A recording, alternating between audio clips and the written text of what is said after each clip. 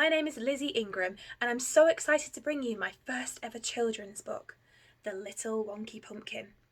This story is all about being different and celebrating those differences. You are completely unique, just like this little pumpkin. I hope you've got somewhere comfortable to sit and that you're ready to hear the story. Are you ready?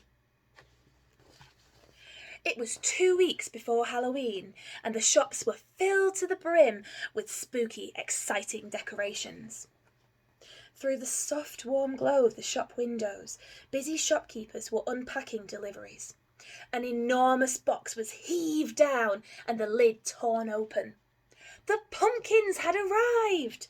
Ever so gently, the pumpkins were carefully placed on shelves to make stunning displays of bright, bold orange. There were ginormous pumpkins. There were extra round pumpkins.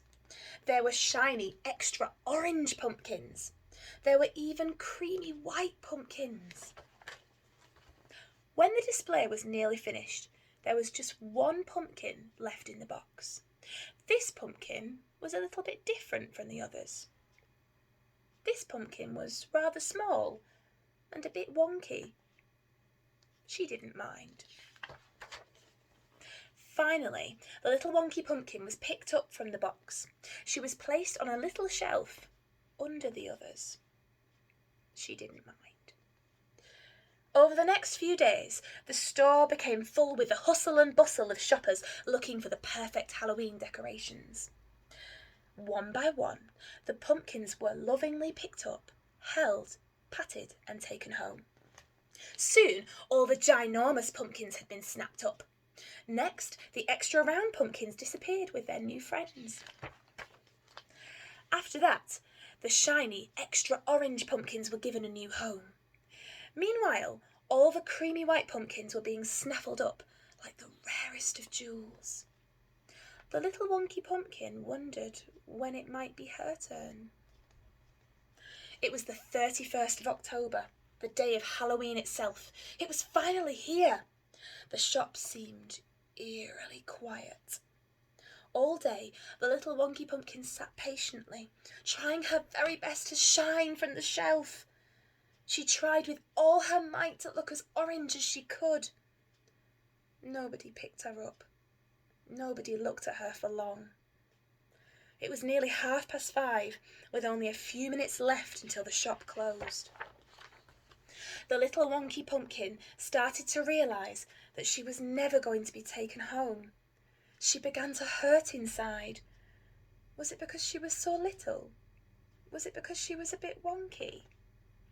The little wonky pumpkin didn't know what to do. She felt like she was never going to be good enough. She felt like the loneliest pumpkin in the world. Suddenly, there was a crash, a bang, and a commotion near the front door. "Just made it!" cried a little voice. The pumpkin looked up to see a little girl and a lady stood at the front of the shop, out of breath. They were laughing. Their smiles were making her start to feel warmer inside. The little girl looked around and her gaze fell upon the little wonky pumpkin. As quick as a lightning bolt, the girl sprinted towards the pumpkin, an enormous, toothy grin spreading across her face. The pumpkin felt a spark of excitement as the little girl picked her up and held her in both hands and beamed at her.